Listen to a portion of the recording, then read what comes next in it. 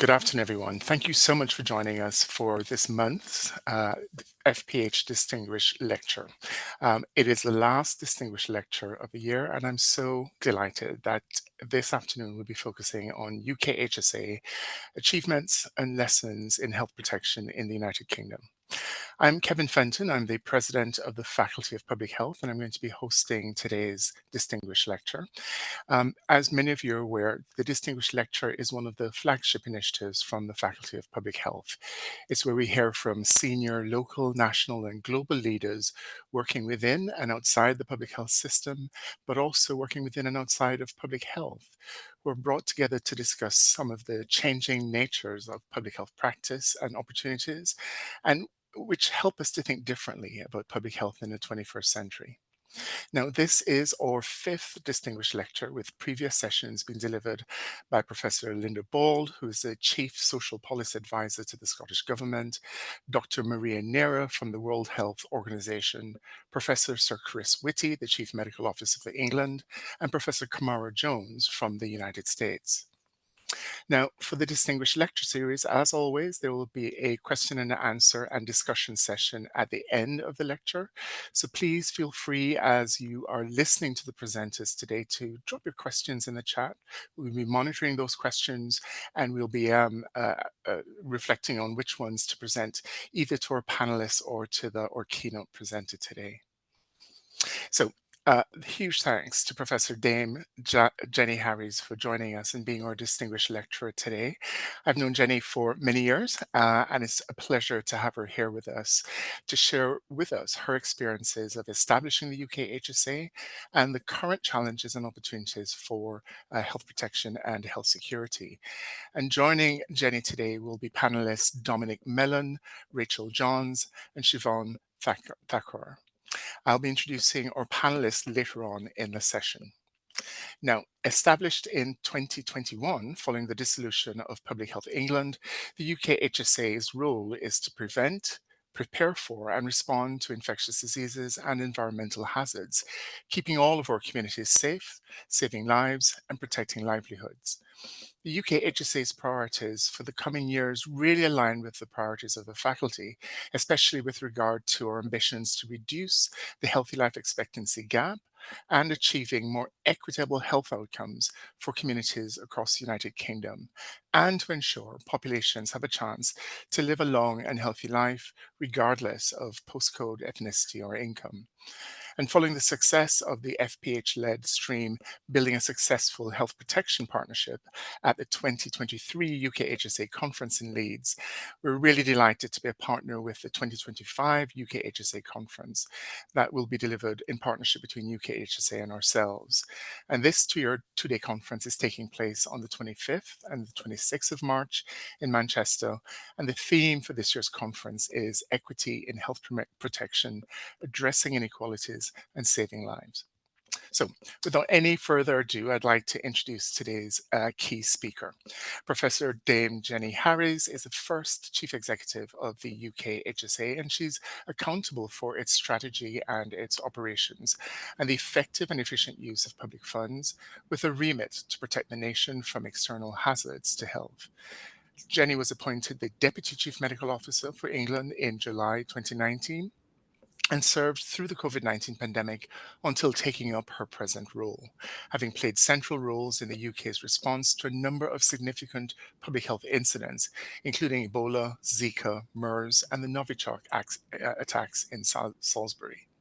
Jenny has previously served on the UK's Joint Committee for Vaccination and Immunisation and on expert advisory groups on the NHS Constitution. Jenny, we're so pleased you're here. Over to you. Thank you very much, Kevin. And it is a real pleasure and privilege to be giving this talk today. I did have my Christmas jumper on earlier. I've taken it off. I thought it might not give the image of appropriate health protection and security for the country. But I do wish everybody a good festive season going forward, in case I forget at the end. So I'm just going to start off. When I was given the topic, I thought, oh, I don't think the faculty and colleagues listening in are going to want a sort of branding corporate organisation session about the UKHSA. But actually, the more I reflected, the more I thought, and I think this may come through in questions, it is really important that as we step forward as a big public health family, that we all do understand the remits and the arrangements in different parts of the organisation, because that is important for us in being the most effective and efficient we can be in protecting our communities. So I am just going to walk through some of this and hope I'll look a little bit of where we came from, as Kevin said, where we are now, some of the things we've achieved to date, and then what I think the outlook looks forward. Clearly, this is a huge topic, and I'm only going to skim some of the surface, but look forward to questions at the end. I'm just going to try and share my screen. Can I just check whether you can see that or not? Not yet, Jenny. Not yet. Not yet. Give me two. See? Is that come up now? Just No. Not yet. give me 2 seconds. Sorry, we did have a quick run through, and let's try again.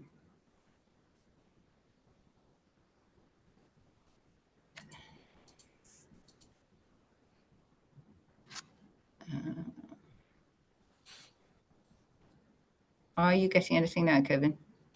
Nothing yet.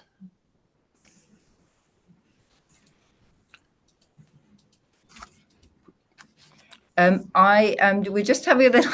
If you can hear me all right, I'm going to keep talking while we run through this end. As Kevin has said, as you know, the UKHSA is a relatively new organisation. I say that we were born in a pandemic to fight pandemics, and we emerged from an initial phase of an acute response to the COVID-19 pandemic. And that is important. It was a really critical time in health protection in the organisation. But it also was an opportunity about setting ambition for the country in what we could do going forward in the future. And we all know that protecting the public's health is a team effort, with all of our partners having an equally important role to play. And we can't deliver any of our mission or achieve our vision without probably all of those people who are listening to the call today. It's a privilege, of course, to be leading and sharing joint work programmes at a time of new and growing population health risk, as well, of course, as working with so many talented health professionals who are dedicated to improving the lives of our citizens. So it's an opportunity for me to say thank you to you all. Now, can I just do a quick check now? I'm hoping that might have Yes. got us in line. Excellent. Sorry, so I clearly won't do well as a stand-in for this, but you might be wondering now why I have a picture on here of the incredible journey, but it is that festive season which tends to focus on Christmas, and this was one of the earliest films I remember. It was classically a Walt Disney one, and it was an unlikely trio of pets who went on a very long, difficult, arduous journey that seemed impossible, but actually they succeeded. They came back home to their family, having travelled more than 250 miles through the Canadian outback, and learned a lot on the way. And you might, when we get to the next part of the system, want to try and think which animal is attached to which part of the organisation. But there is a key message here about things which are hard are really important, and sometimes things which seem incredibly difficult have the most successful outcomes and opportunities. So I think just picking up where Kevin was, just highlighting what we are here to do. We're a centre of scientific and operational excellence in health protection. We're a Category 1 responder alongside other organisations at the core of emergency response. And the hazards that we seek to tackle range in nature, from floods to new types of infectious disease, but they vary as well in intensity. So from common infections to life-threatening incidents, and in scale. So they may be from local outbreaks to global pandemics. And a key point for me, and probably reflecting my past very much in communities as a director of public health and in frontline clinical services originally, is the importance that even though we have a specific remit on science and some areas which may look more specifically clinical, I have made sure from the outset that we never lose the focus on the interface and the importance of inequalities in what we're seeking to try and do, so to improve inequalities in our health outcomes in everything that we do. So how did we start off? Well, we were establishing our foundations, and I've realised actually in talking to people that often as we've got new entrants and people leaving the system, it's not entirely clear how the organisation has come about. So as Kevin said, Public Health England was effectively divided into several parts. The majority parts was OHID, if you like, the health improvement element, which has gone into the Department of Health and Social Care. But the part that we retained was the health protection frontline services, our laboratory systems, our scientists and our clinicians. And then alongside that was merged the NHS test and trace that was built during the pandemic, clearly wasn't there beforehand. And then the Joint Biosecurity Centre, which actually by the time UKHSA was formed had become part of test and trace, but the focus here was very much around the importance of data and its use in both looking at future scenarios, in gathering data together to assess risk more systematically and to understand it better. And by that I mean data from all sources, and then using that data, sharing it effectively. And as I was in another conversation this morning, one of the first things I ever learned in public health was we have information for action. And so it's to translate that through. And it was used very much with the public, with the COVID dashboard. And that's an area of work that we're trying to continue to improve as we go forward. So we have some quite simple missions. Well, our mission is to prepare for, prevent and respond to health threats, save lives and protect livelihoods. And the important there, of course, is that it isn't just about responding. It is very much about trying to prevent an emergency from arising and then recognising the real breadth of the impact that this has on individuals. And we know predictably these will be the most harmful impacts, impacting those least able to manage those impacts themselves and the ones most likely to have severe outcomes from them. And so we are an organisation designed very much to use our scientific and operational expertise, but thinking through how that translates through, whether it be infectious disease, whether it be environmental hazards, but to help create a safe and prosperous society. So I suppose if we're looking at where we stand today, in our work to protect health and prevent future ill health, we also provide services to other parts of the system. So, for example, to the NHS, we support the management of demand, appropriate demand into the NHS, i.e. we'd like people not to be going in if we can prevent that, and to other public services. And we try and minimise the impact of health security hazards all round. And a little bit later on, I'll come on to climate change, which I think will likely be a topic right on the top of everybody's agenda. So in terms of how we are structuring our work, our goals are very much built around prepare, respond and build. So preparing so that our country is ready for any future health threats, preventing them if possible. Threats there could range from a new pandemic through to chemical, biological, radiological, nuclear or environmental hazard or a disaster event. Health threats are always around us, no matter how well we prepare. So we do have to be ready to respond and to respond effectively. And I'm very fortunate to work with some real global experts at UKHSA on a range of issues, from pressing threats, which might be from antimicrobial resistance to infectious diseases like hepatitis, HIV and TB, as well as environmental hazards, so air pollution and adverse weather.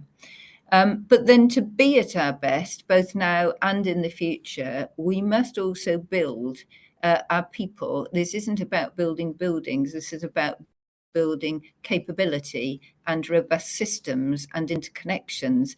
And that means investing in the scientific, public health and operational capabilities that are needed to protect the country's health.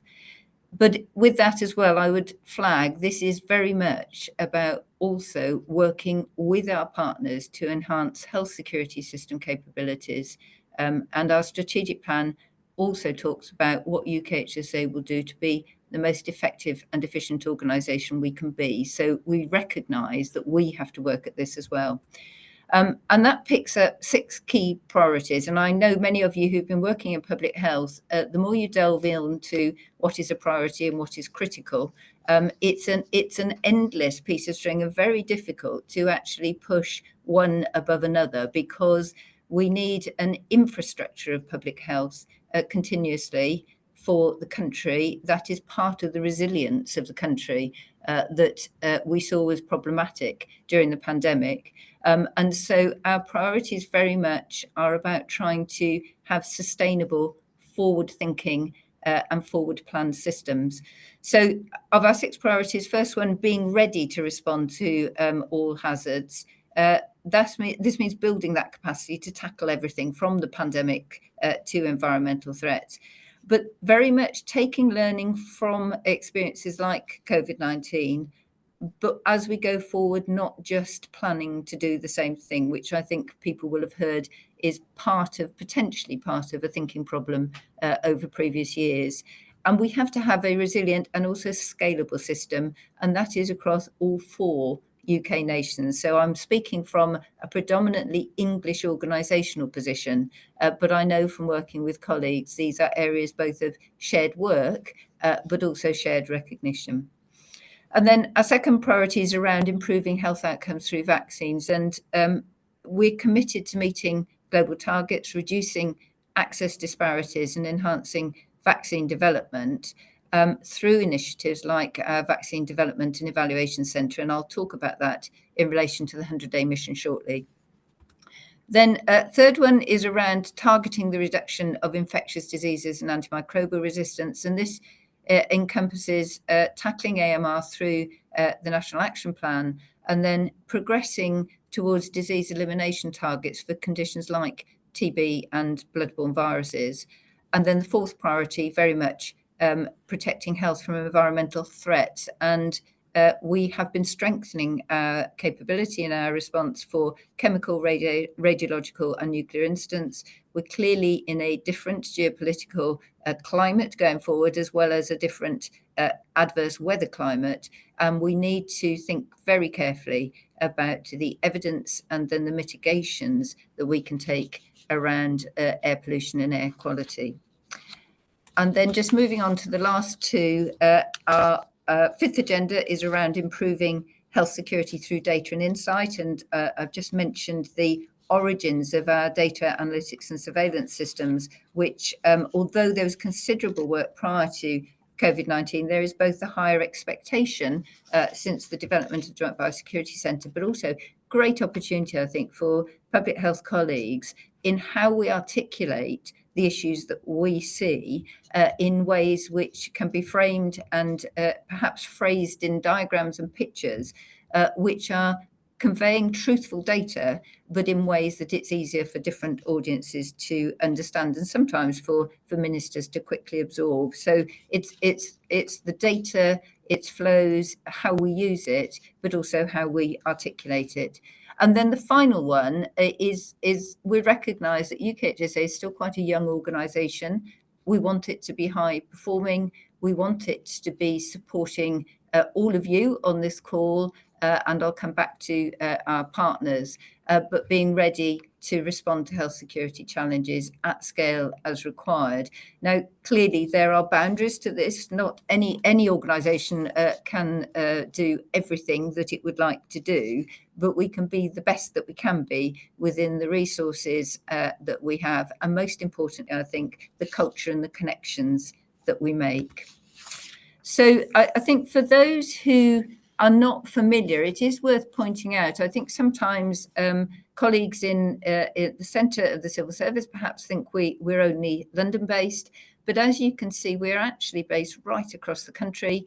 We have colleagues working in Glasgow and Cardiff, so not just in the UK either.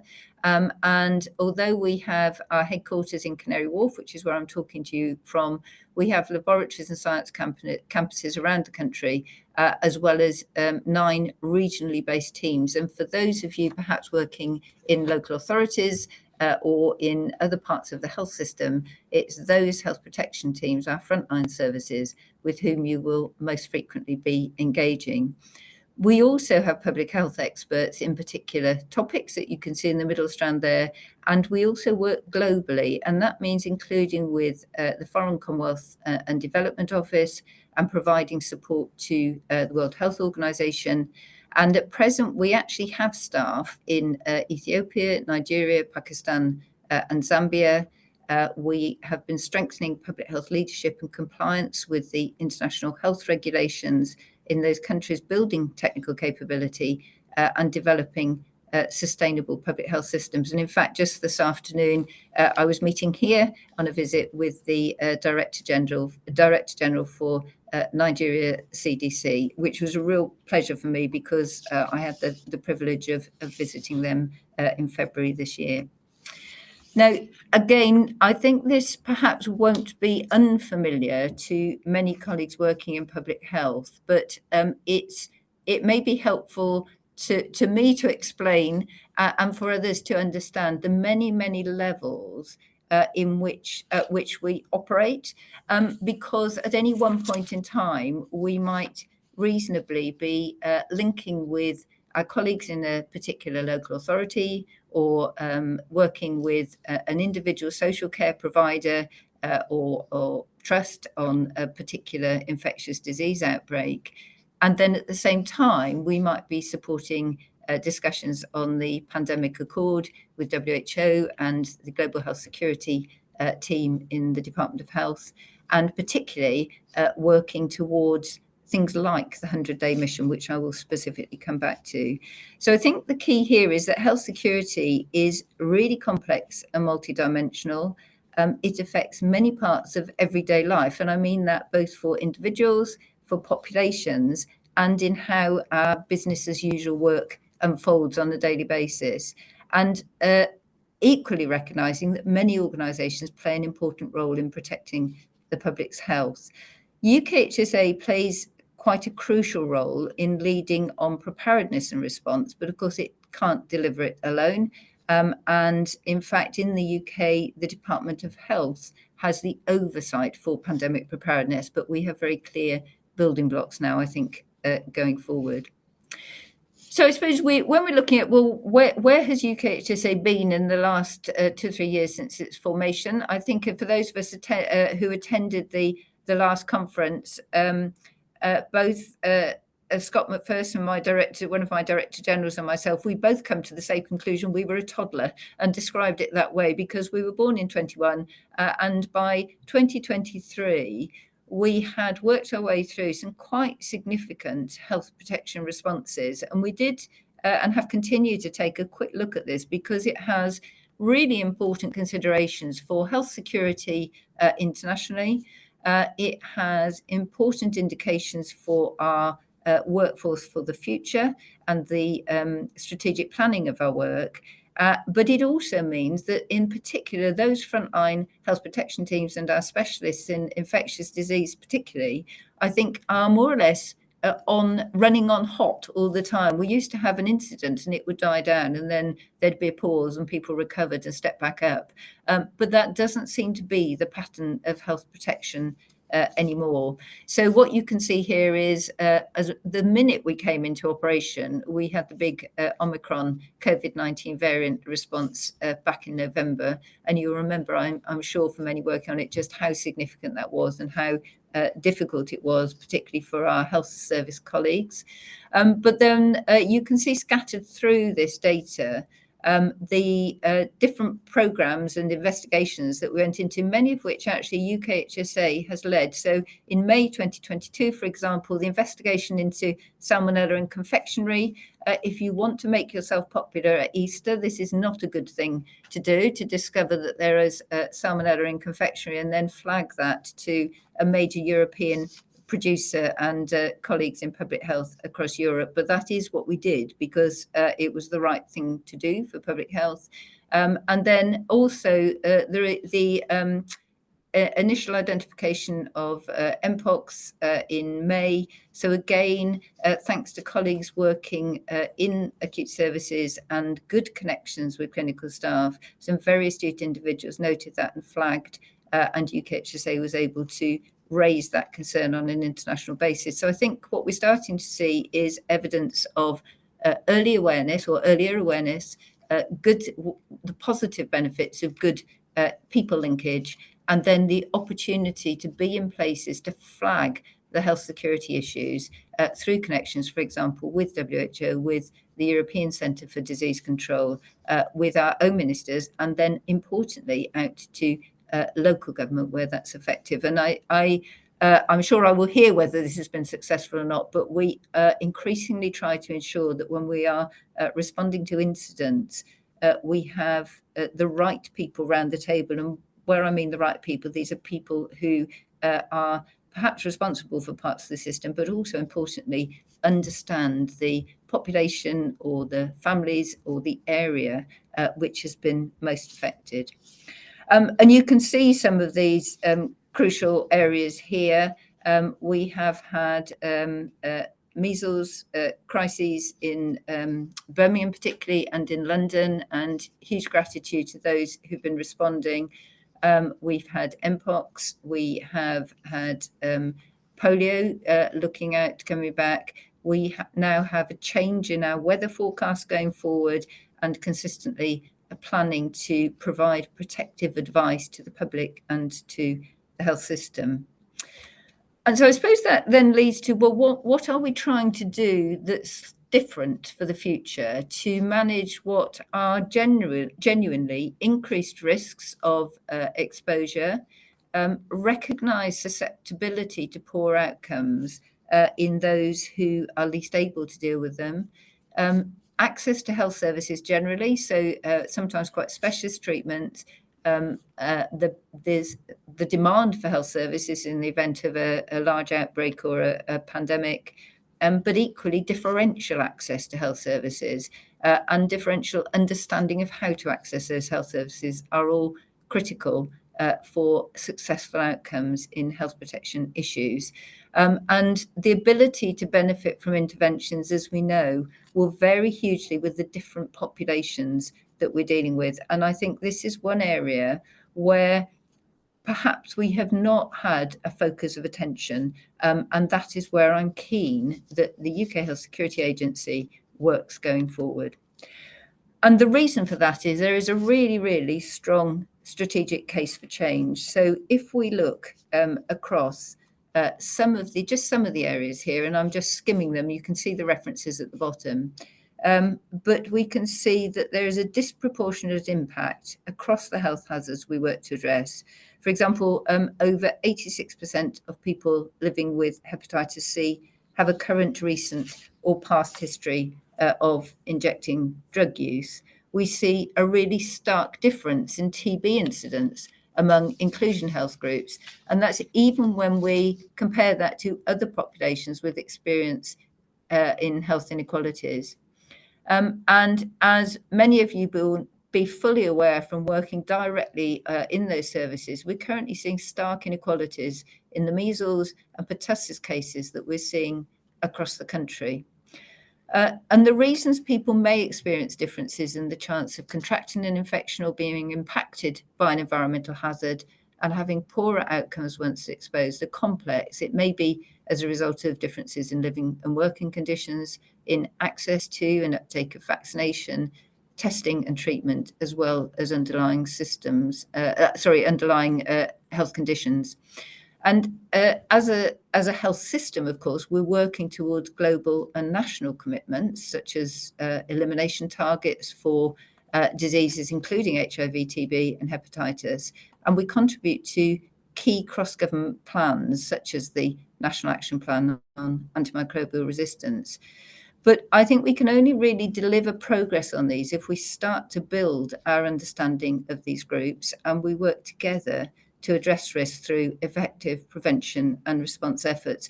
And I might just add at this point, and I'll pick it up in a few minutes, is a real critical component of me visiting the West Midlands actually during probably the peak of the measles outbreak was to understand that the science is one part of this. I think I knew this, but it was very evident in this outbreak.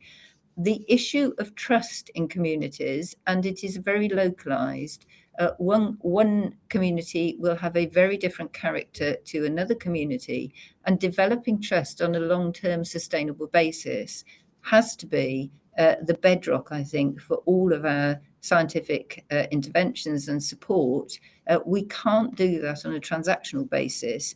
This has to be a change in the culture, I think, of how we work to deliver health protection positive outcomes. And we can see some of this with winter pressures. So we're increasingly trying to use data and look at that to flag some of these inequalities. We're working with partners to undertake surveillance on inequalities in emergency health admission rates for flu and COVID-19 in England between deprivation levels and ethnic groups. And you can see there the source for this is the UKHSA Inequalities in Emergency Hospital Admission Rates for Influenza and COVID-19 technical report. And this is part of our strategy to achieve more equitable health outcomes by identifying and monitoring existing inequalities in winter-associated infectious diseases that are potentially quite easily, in some cases, amenable to improved prevention. But what this is doing is using the data, looking in detail, and then trying to ensure that that facilitates both discussions, but importantly, interventions to support those communities. And then if we look at vaccine preventable disease, we know that low vaccine uptake within communities is directly linked to wider health inequalities. Our childhood vaccination programme prevents around 5,000 deaths and over 100,000 hospital admissions each year in England. So these are really serious, positive intervention campaigns. And vaccinations had ensured diseases such as polio and diphtheria had practically been eradicated in the UK. But what we've seen in recent years is a trend of lower vaccine uptake. And this, of course, has been exacerbated in the years since the pandemic. And England no longer has the levels of population immunity recommended by the World Health Organization. And this has led to increased risk for those who are unvaccinated or undervaccinated.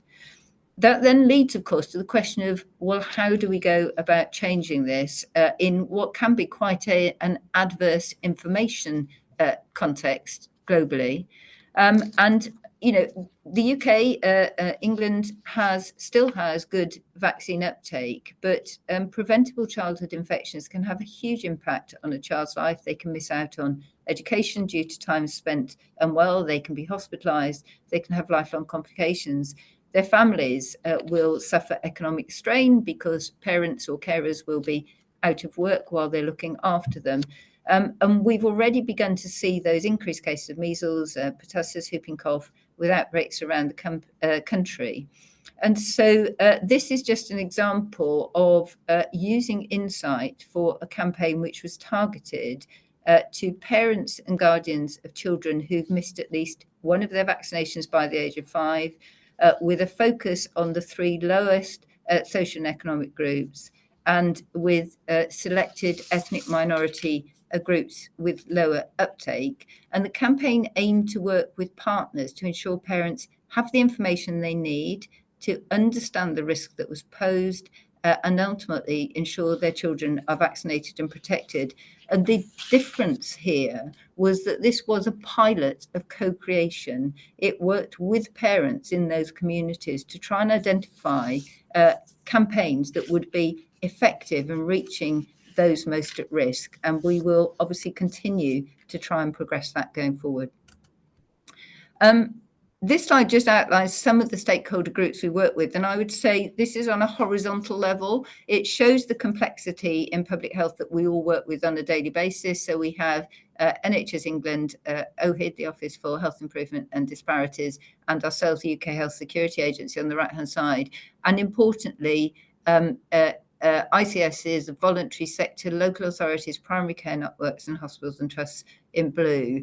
But the reality is actually that is a flat slice through public health response.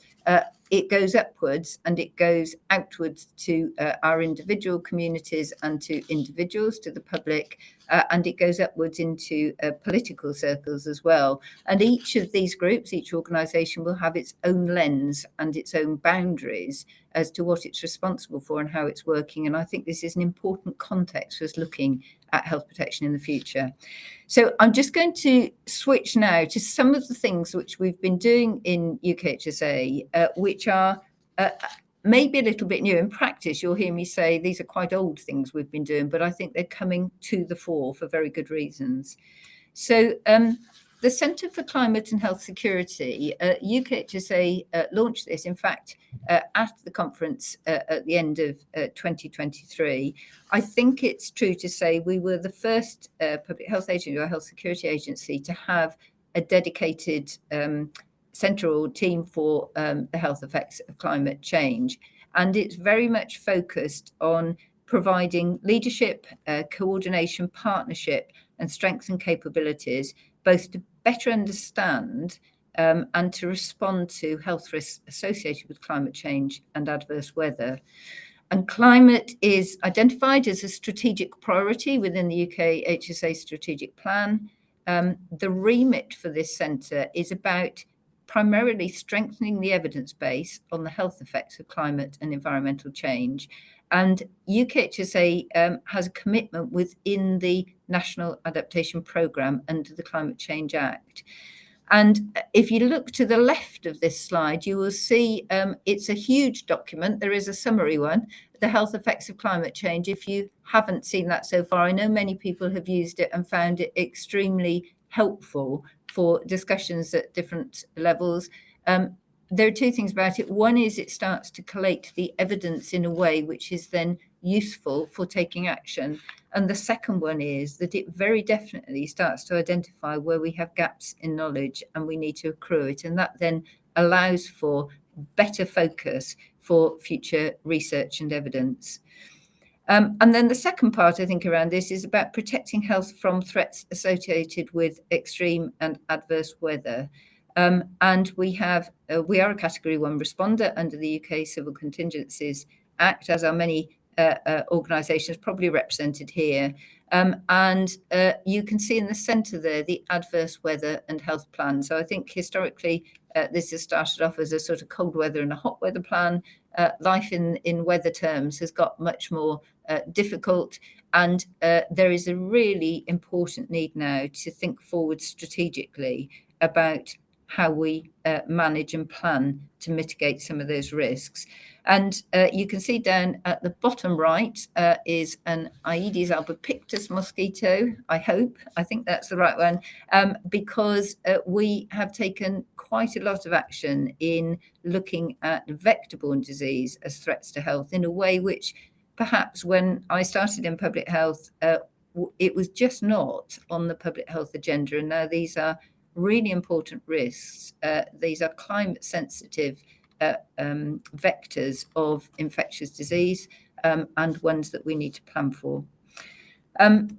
So you can see here we have had work on this area ongoing. I was fortunate to go to COP28. Here we've got some of our UKHSA colleagues and Deputy CMO out at COP29 this year with others representing the Foreign Office, NHS England and the Department of Health. And a key event at that COP29 meeting was a UK-Brazil joint event with counterparts from the Brazilian Ministry of Health discussing the threat of climate-driven disease and how we can enhance our surveillance systems for public health protection. And of course, Brazil will be the host of COP30. So this is helping to strengthen our authority on climate change and setting up climate health to be a bigger priority at COP30 so that we get more attention paid to the potential harmful impacts and how we can all act. And I'll just mention a little bit about vector-borne disease, because this is quite a new area of work and one where I think we do not yet have the right strategic narrative. So the impact that climate change could have on vector-borne diseases and our society is quite major, both for physical and mental health, if we don't take some decisive action. And the HEC report that I flagged earlier demonstrates that there is substantial and growing evidence on the effects of climate change of health in the UK, and the impact that could have on vector-borne disease. And UKHSA, but I would also point out its predecessor organisation, Public Health England, has been working on emerging vector-borne diseases in Europe, supporting a One Health human animal infections risk surveillance group. So it's HARES. That stunned me when I first heard about it. It has nothing to do with hair. It's very definitely to do with human and animal infection risk. And that actually has been up and running since 2004 and has done some excellent work. And what you can see on the slide here is colleagues from our medical entomology and zoonoses ecology teams, and MESI, assess the emerging risk posed by ticks, by mosquitoes and other arthropods that can now carry and transmit bacteria, viruses and parasites. I mean, clearly the arthropods and the mosquitoes have been able to do that for some time. The thing that's new is they are approaching our shores or are on them very rapidly. And our entomologists work with local authorities and with local stakeholders to monitor and manage risks, and to put in place strategies to minimise the opportunity for those invasive species to become established in our towns and countryside. This is hugely complex work. It's not simply understanding the science of the surveillance of the arthropods, the mosquitoes, and the likely risk of onward infection, but it starts to delve into the area of things like agricultural farming or leisure pursuits. I was having an interesting conversation the other day with our specialists around pheasants release and the number of deer in a certain area. So these are quite complex areas to look at, involving the Department for the Animal and Plant Health Agency, the Food Standards Agency, Department of Health and Social Care, and DEFRA. And of course, again, this is not UK, this is devolved administrations, crown dependencies and overseas territories. And one of the good things about working globally is that the work of the medical entomology team as part of the management team for the European Centre for Disease Prevention and Control and the European Food Standards Agency means that we are part of the VectorNet programme. And that's quite a long-standing project of about 15 years, right across Europe, building capacity in tick surveillance and generating vector distribution maps for European disease risk assessments. And the team, our entomology team, collaborate internationally on vectors and vector-borne diseases through that. But equally, they have been overseeing work in 6 Caribbean, UK overseas territories and Gibraltar. And I think not only are they contributing to global public health intervention, but they bring back the knowledge and learning from that work overseas back to the UK to prepare us for the future. And then another big area looking forward, not new, but I hope with a new focus because it needs it, is tackling antimicrobial resistance. And I think one of the important areas here is that climate change is quite likely to worsen the impacts of antimicrobial resistance. In general, those conversations are not happening side by side, but AMR is a global health threat and it threatens many of the United Nations Sustainable Development Goals. Now, whether that be on health and well-being, it makes it harder to treat common infections. You get more disabilities, prolonged illness, hospitalization if it's there, and death. It increases the cost of healthcare, and it tends to lead to more expensive treatment requirements. But it also starts to impact on jeopardizing sustainable agriculture and the livelihoods of farmers. And then once again, disproportionately affecting underprivileged populations, pushing them further into prosperity. And then it moves, we start thinking around the impact on the environment. So we can get contamination of drinking water for antimicrobial resistance of groundwater and soil with antibiotics, all those resistant bacteria. And because of all of those reasons, AMR has huge economic costs for national economies and healthcare systems. It's a threat to all countries, regardless of income level, and it's caused by the misuse and overuse of antibiotics in both veterinary and public healthcare systems. And we are doing a lot about this, but Jenny, nevertheless... another minute. Yeah, thank you. Thank you. I'll just run through this one. There is clearly more to do, and we know now that since the pandemic, 21 out of 100 of the bloodstream infections in the UK, in England rather, were resistant to antibiotics in 2023. So life is worsening in that direction. The one thing I would just like to flag in the last minute is work to prevent pandemics. So I think many will have heard of these. The blue dots here are new emerging diseases, and the red ones are emerging known diseases, but emerging in different areas. And we have developed at UKHSA a vaccine development and evaluation centre, which is helping to promote research with strategic partners, so with industry and with other government departments and with other countries, so with CEPI as well, with Gavi and with WHO. And those strategically contribute to the 100-day mission. So UKHSA has the UK Secretariat for this, and we're working through different workshops and connections to enable the achievement of diagnostic tests, therapeutics and vaccines within 100 days of the identification of a new emerging pathogen. And we're working on the diagnostics to run with that. Our diagnostics accelerator is being launched formally at the moment.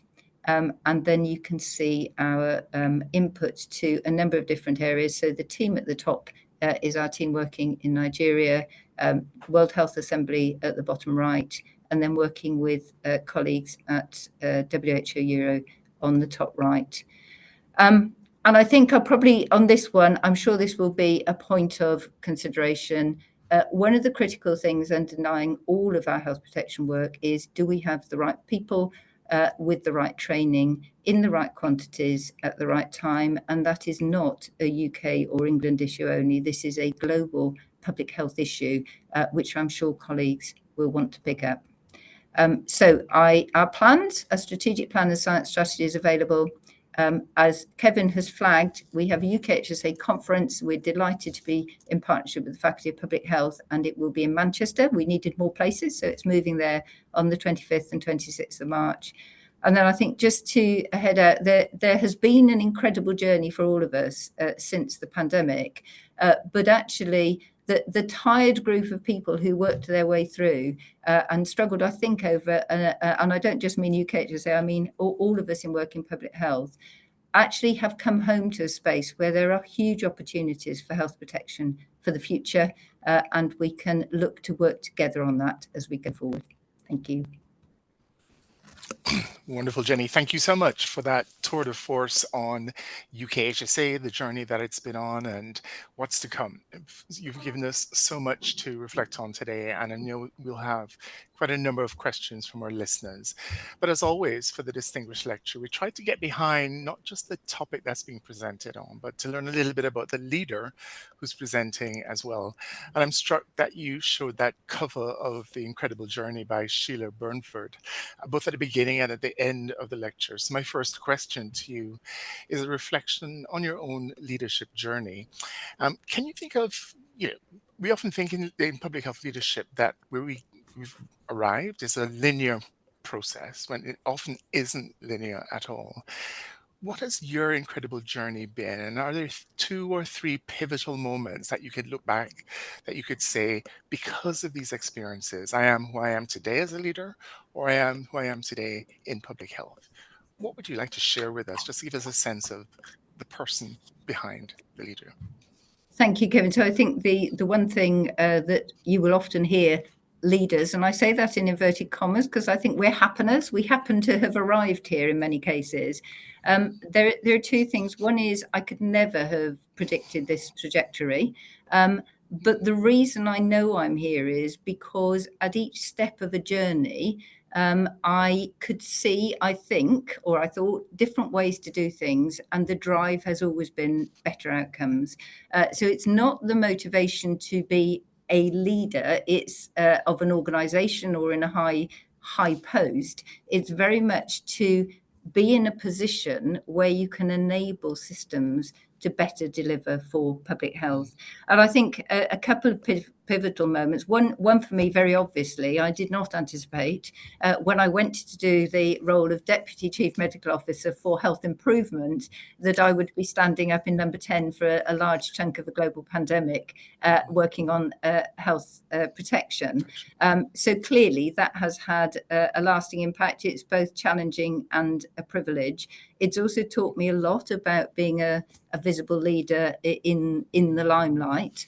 And I think we have a duty to protect and support colleagues in those positions. I know many colleagues have had quite significant negative impacts from their appearances. But on a positive note, there is one specific point. So when I was a Director of Public Health in Swindon, the chief executive at the time, and I will say his name, I'm still in touch with him, Gavin Jones, I think he's just leaving Essex, was trying to see how we could do public health differently. And I don't like this term, but there was the Troubled Families Programme, and he was determined that the council, I was a joint director of public health, would try and see how we could do this differently. And one of the programs was where the program ran from somebody's kitchen or back room or whatever it was, because the families that we were trying to help, we went to live what the experience was like. Now, I'm sure this was quite an intrusion for them, but it was really important. And the message was, one, about really understanding what's important to an individual and what causes catastrophe or impact. So the one thing I remember was the individual was struggling to have children in school, predicting their future life chances, in part because they hadn't got clean washing, in part because the washing machine had broken down. This did not need a national programme. It needed help with the washing machine. The second point, though, which is really important, is about being you.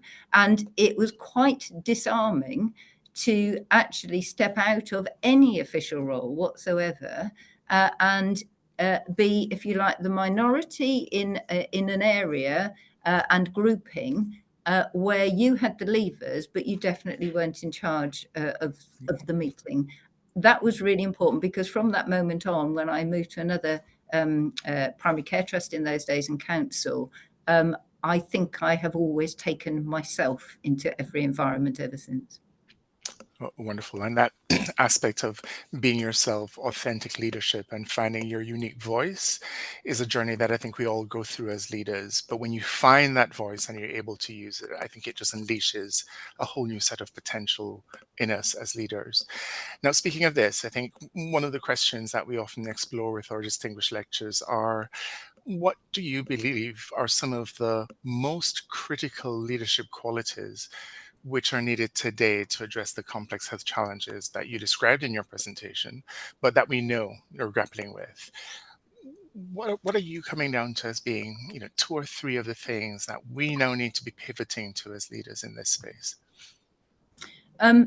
These are going to be quite basic ones, I think, and you would have heard me mention one already. One is trust. I don't think it matters whether you are an individual or whether you are an organisation. For example, I know UKHSA is not going to be as successful as it could be if the public doesn't trust us, if other professionals don't trust us. And I think in order to generate that trust, it doesn't come easily and it is lost very rapidly.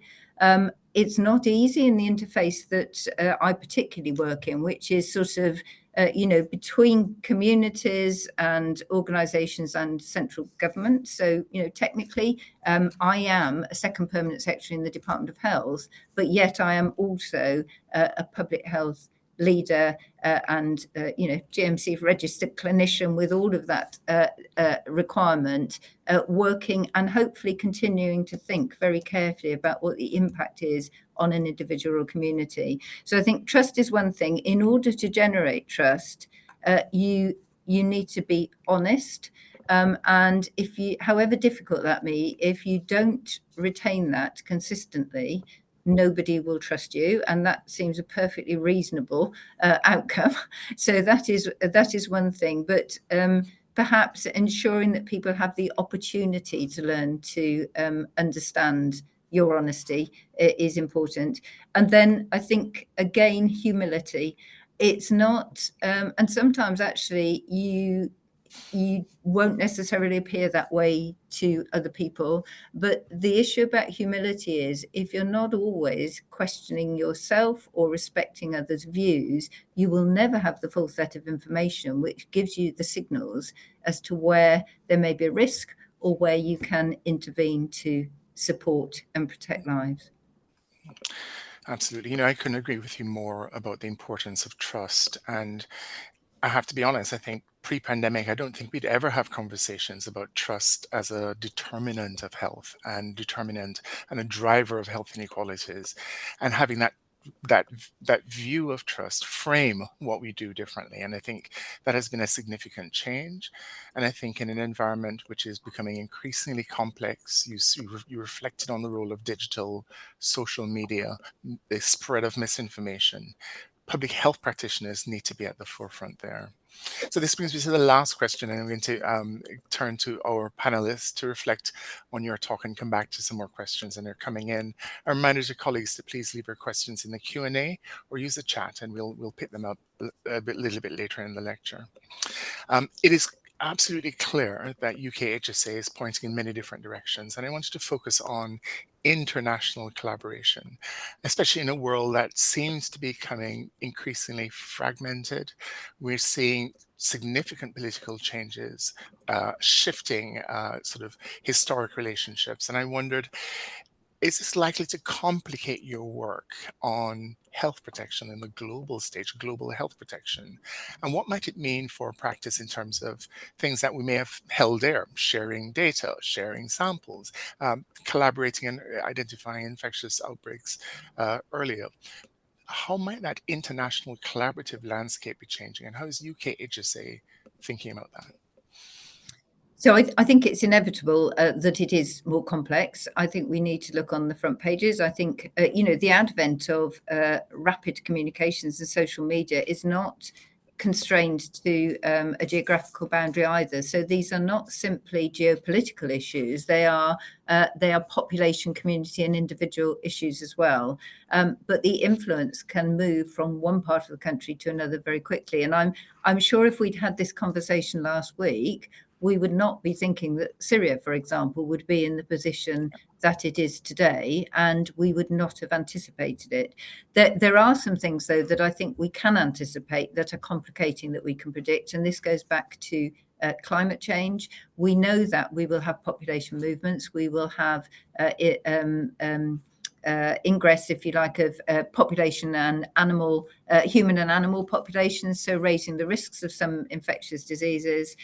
We know we can, on a positive note, potentially, if we're using things like genomic analysis and better data flows, we can much more quickly now, I think, identify and track an infection traveling across. So the chocolate, I think I'm allowed to say it because it's in the public space, but the Kinder Salmonella chocolate eggs was not a highlight of my Easter that year. But the fact actually is we could track the things more easily because of digitalization. So that's positive. In terms of what we're doing, it's a complex area to work in for the very reason we have just discussed, trust. And I think there are two levels. There is global diplomacy, and as a government department, obviously we will follow through Department of Health and work with our Foreign Office colleagues, and that's part of the role to do that. But sometimes actually public health technical expertise is a really, really positive, soft diplomatic channel. And so I would say that is a positive thing about what we do. I also think that the issue of trust in international relationships has been recognised. So one of the things that I'm doing at the moment myself is as part of the in fact, that was the picture of WHO Euro. With Dr. Hans Kluge is a European network for disease control, or pan-European network for disease control, which I'm chairing currently, is trying to look at forming relationships in a different way. So there could be a high level, but this is what I call phone a friend for public health right across Europe. And it's surprising how much you can get to a common understanding. The idea is the more basic information and evidence we all have between us from somebody you trust in the country next door or the country you've worked with, the more likely we are to have consistent communications and consistent actions, even though they'll be developed in individual countries. And therefore, I hope the easier it will be for populations to see one strong public health narrative that they see repeated, that they can follow for their own health protection benefit. So we are working on that. Obviously, we're linked in with a number of different programs that I'd discussed, but I think it's increasingly difficult. Fantastic. Well, Jenny, thank you so much for a great lecture and for exploring a few questions just to get things started for the afternoon. Now we're going to move to hearing from our panelists. I'm really excited. We have three excellent panelists. We're going to briefly reflect on what they've heard from Jenny, but also what it means for their practice on a day-to-day basis and the implications for us as a public health family moving forward. Our first panelist is and respondent is Dominic Mellon, and Dominic is the Southwest Regional Deputy Director for Health Protection, and he's in the UKHSA as well. Dominic, over to you. 5 minutes. Thanks. Thank you, Kevin, and thank you, Jenny. It was a really interesting, inspiring lecture and one that feels very familiar from my own practice. I think what you've described for me is around the changing nature of the hazards and the threats and the complexity that's there in terms of pandemics, emerging infectious diseases and climate change and geopolitical instability. But they're really complex, and then they're couched within this wider, very complex landscape of different organisations, different roles and responsibilities who need to come together to work collectively, not only to respond in concert, but also to collaborate when it comes to the preparedness and the building of capacity and how critical that is. One of the things that I've definitely heard you talk about is UKHSA's ambition and goals, strategic goals to build and prepare and respond. And one of the things I think that comes up quite often, and maybe a question for all of us, is that tension between how much of the resource and the effort that goes into the response, especially when we have this sort of conveyor belt timeline of new issues coming up all the time, that takes us away maybe from some of the preparing and the building that we need to do. Do we get that balance right in terms of how we allocate it? And can we do both the upstream and the downstream at the same time and in the right sort of proportions? I think one of the other things that I was hearing from you was around how actually these complex problems require quite complex solutions. Kevin talked about linear paths, but actually what we've got here is a high degree of complexity in our modern health protection practice. And so there's a question for me, and particularly thinking about the faculty's role as we develop new specialists, new practitioners to take on new leadership roles, is that we transcend the sort of traditional management and leadership within organisations and think much more about the leadership of systems, whether those are at local, regional and national levels. And actually, what does that mean in terms of how we do develop people? What we need to think about through the curriculum review and whether or not we can give people the best training through the placements that we offer to ensure that they're skilled to be able to deal with those complex problems in complex landscapes, applying the right co-production, co-design skills that they're probably going to need in the future. So those are the sorts of things that really came out from me, really inspiring and hopefully stimulate some of the questions for the discussion. Thank you. Wonderful. Thank you so much, Dominic. And I completely agree with this, your reflection on what do we do differently given the changing nature of the threats that we're facing, and how do we build the infrastructure which is more resilient, but is also adaptive as well. So thank you. Rachel Johns is the Deputy Regional Director working in the Office of Health Improvement and Disparities, and she's based in North East and Yorkshire region. So Rachel, looking forward to hearing from you.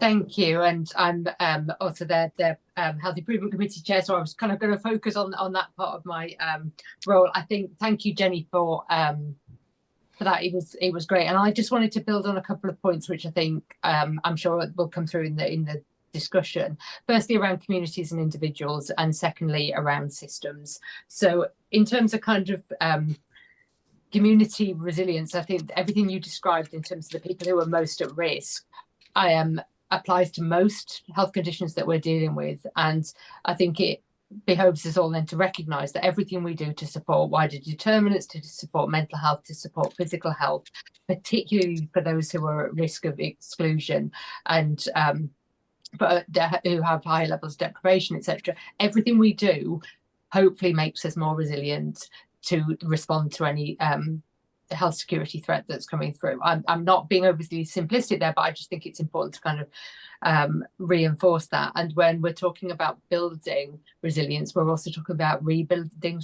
resilience as we move forward. As things go wrong, we come back and we fix things. And I think that's where your highlight on trust is really, really important.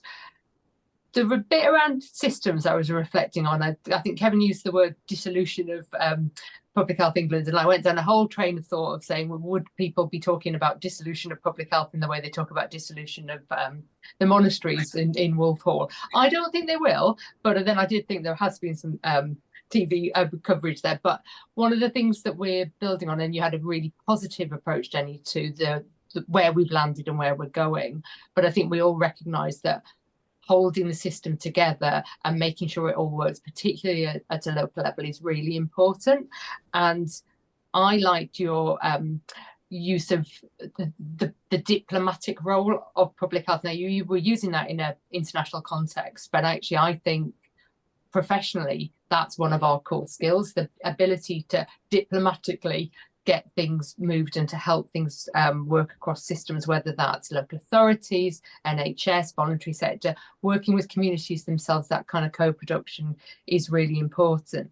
And I suppose my kind of key theme for both systems and for communities is that resilience is easy to say and really difficult to do.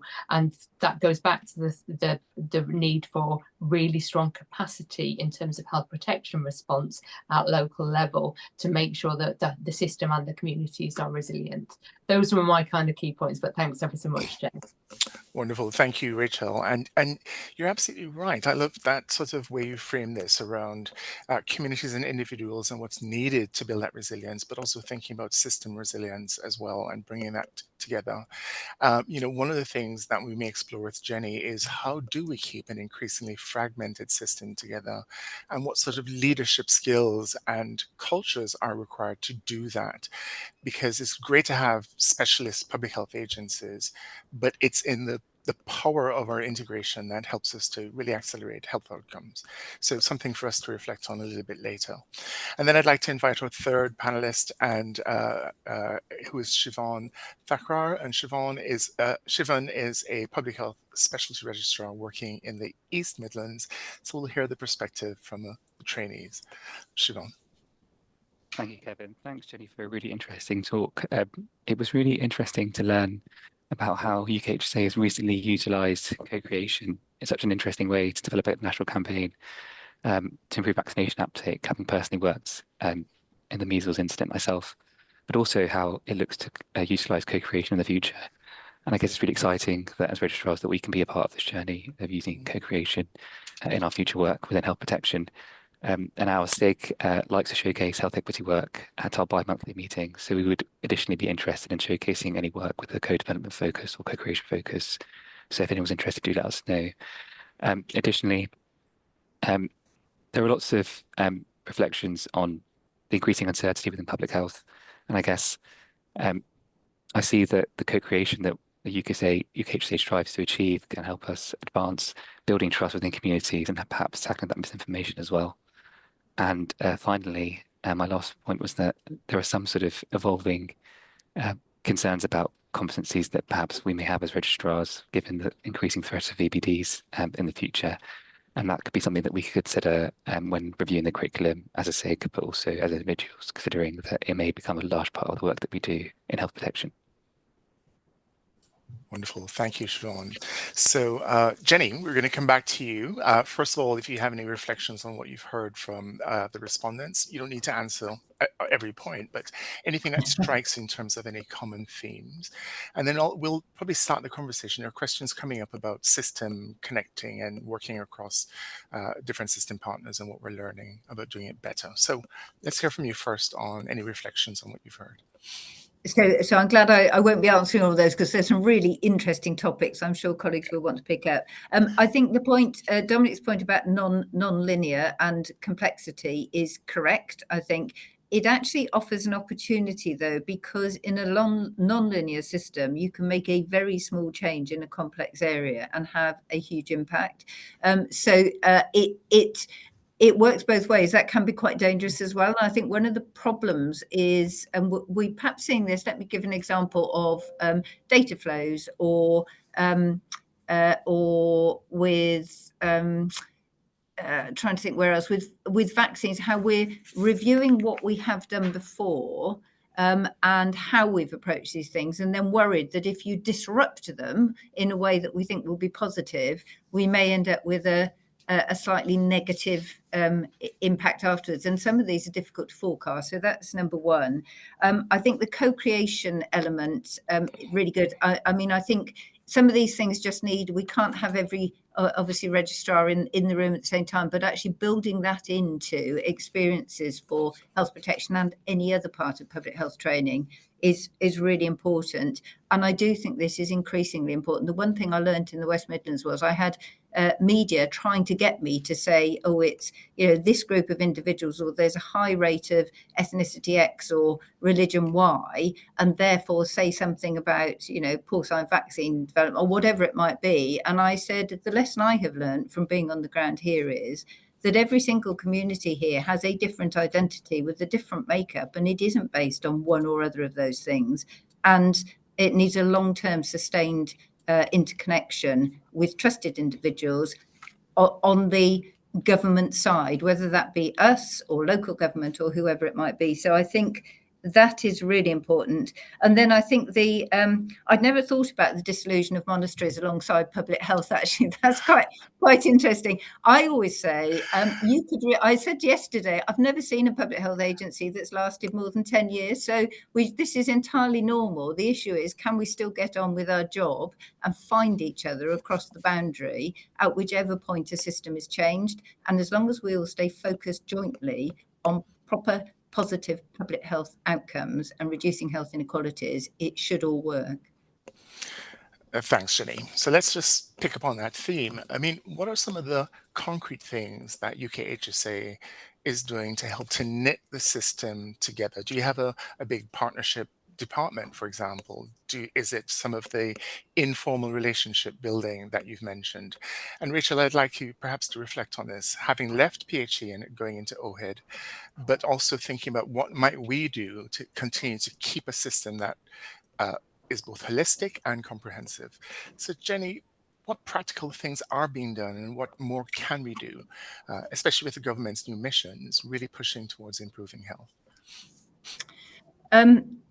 So we have tried. In fact, the very first piece of work I tried was to establish roles and responsibilities and connections with local authorities, because I think that was a key learning point that came out of the pandemic.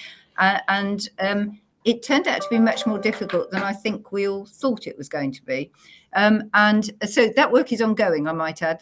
That's not run off the agenda. And some practical elements for that have really blossomed. So things like the data memoranda, which are really important. We're working to finesse those now. So some critical areas of stakeholder engagement, if you like, in its widest terms, practically are really good. But I think the point that Rachel made, so even with OHID, and I am part of the Department of Health, I will quite happily share my frustration that somehow the system transpires against us, and it's quite difficult to stay in tune with what is happening in different areas. So this is definitely not by design on UKHSA's part, and I am always very open to suggestions of how we can do things better going forward. I'm sure if you're in a local authority or other areas, there are problems of trying to engage with so many different players, which was the point of one of my slides. So, you know, I'm in Singapore on Monday for work. I'll be in a local authority. I'll be in one of our science hubs, you know, last Friday or whatever it might be. And actually just the physical and time consumption of doing this means that I think we have to do things together more frequently.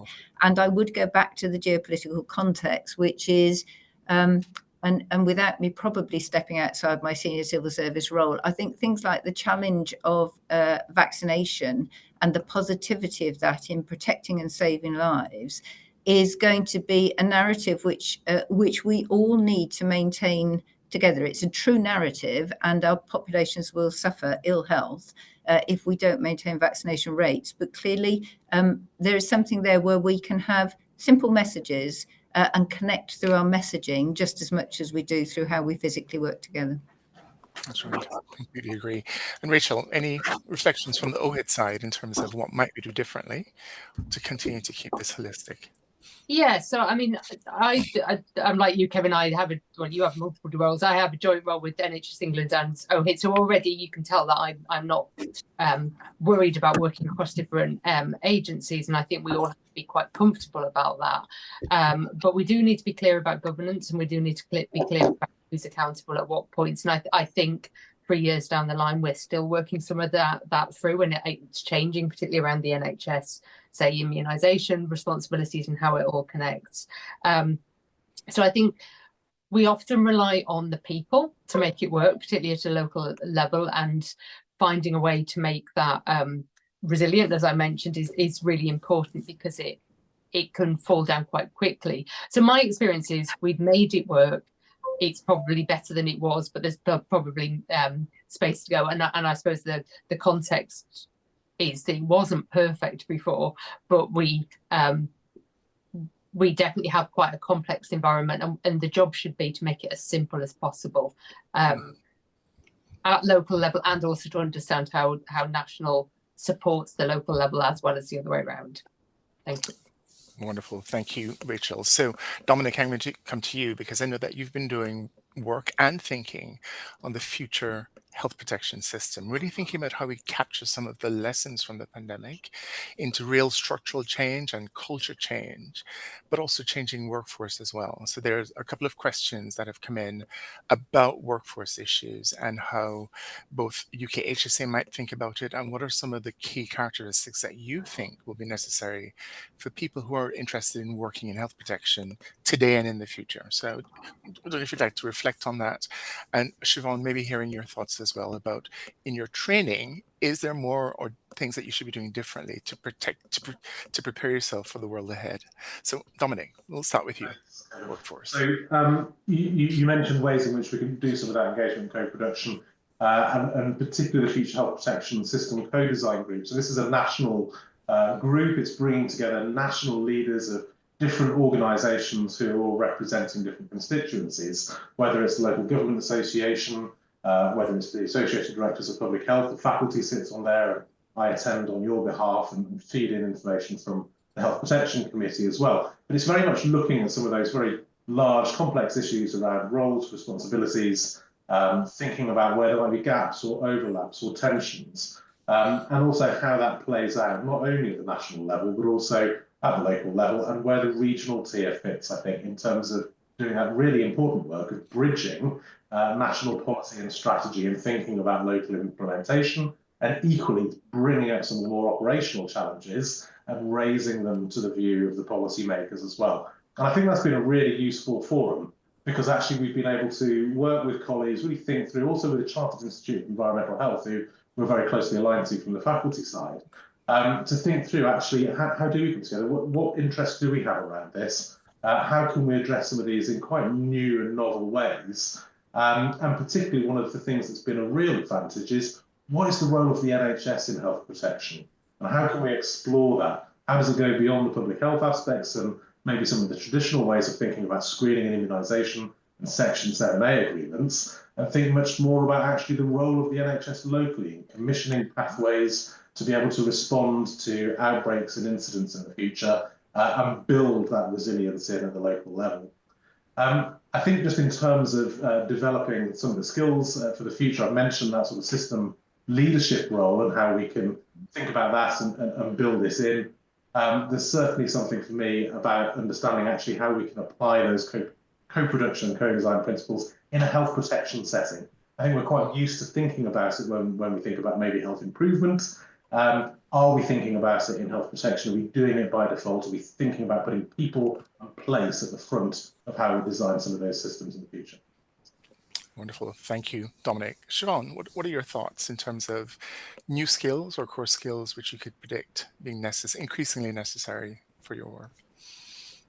So I think it perhaps is probably necessary to embrace the uncertainty within public health, and I guess within training to sort of celebrate the fact that you may have these sort of positions where you have a lot of uncertainty to manage, but equally perhaps think about, I remember Kevin and Jenny were talking about developing your authentic self and how that journey can take time, but once you've achieved that realization, that can be useful in your public health practice.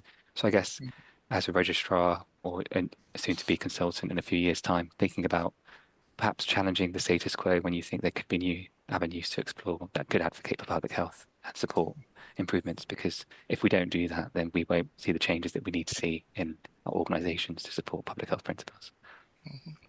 Great, fantastic, thank you. Well, colleagues, we've come almost to the end of our time, and Jenny, I'm going to try and squeeze in one last question specifically for you. What will success look like in 5 years' time when we look back and we tell the story of the first 8 years of the UKHSA? What do you want to be known for, the organization, and what do you want to be known for personally, Jenny? I'll do the last one first, which, and I take the comment from somebody I was interviewing yesterday, actually. I'm not in the job for an ego position. The feeling of success, I think increasingly as you get, maybe this is an age thing anyway, increasingly as you get older, you actually want to feel your life has been worthwhile. So the focus of what I may end up leaving is a strong organisation, a strong health protection system, and better health. In terms of the specifics of that, there is something important to me for the reasons we've said about leaving. I see this as a privilege and a huge challenge to create an organisation with the right culture. We're still in the foothills of trying to get this right, which is efficient and effective and trusted by the public and by politicians, so that when there are health protection risks, either we have acted proactively to prevent them, and people understand that, for example, investing in us in whatever sense that might be, in training or resource, means that we are protecting our people, and that is exactly what every government at national and local level should do. And then I think on the real tangible, there are some practical issues. We don't control all the levers by a long, long way on vaccination, for example. But it is a strong marker of whether we are working in partnership with the NHS, with yourself in the faculty, with Directors of Public Health, and equally whether we have managed to take new opportunities. So the introduction of RSV, I already feel that is a really positive move. It was, it's an endemic disease where we can make an impact, and actually it hadn't been thought of before. So again, I think working in partners in that case with the pharmaceutical industry, with appropriate governance, means that there are new opportunities. And so short answer is, I'd like to see a step change in health protection and how we do it, being much nearer. So, flu vaccines that are effective for the season in which we're operating, keeping people out of hospital, and everybody understanding that. So maybe it's an articulation point as well. Well, Jenny, thank you so much for joining us today for our distinguished lecture. It's been such a pleasure hearing your journey, both your personal journey and the journey of UKHSA, and the exciting new frontiers that you have yet to develop and explore, and the ways in which you and all of us are thinking about this leadership, as Shivan said, in uncertainty, leadership in complexity, leadership in multiple systems, and what it might mean for workforce and ourselves moving forward. It was really good to hear from Dominic and Rachel and Shivan, just to get reflections from different parts of the system as well. And I think there's some core themes about how do we continue to hold systems together, the sort of characteristics that we need to ensure success, and how do we measure success for the short, medium, and long term as well. So colleagues, I hope you enjoyed the time that you had with us today. I'm so excited that we have an opportunity just to hold time and space to hear from public health leaders from across our country and around the world. We'll be having 2 more distinguished lectures before I step down as president of the faculty in summer of next year. So I hope that you'll be able to join us for those as well. Thank you so much to our panelists for engaging and being part of a fantastic session today. And huge thanks to the Faculty of Public Health staff who've been critical in working behind the scenes to make today a success. So with that, colleagues, keep connected, keep engaged, and thank you for everything you're doing. Take care and bye.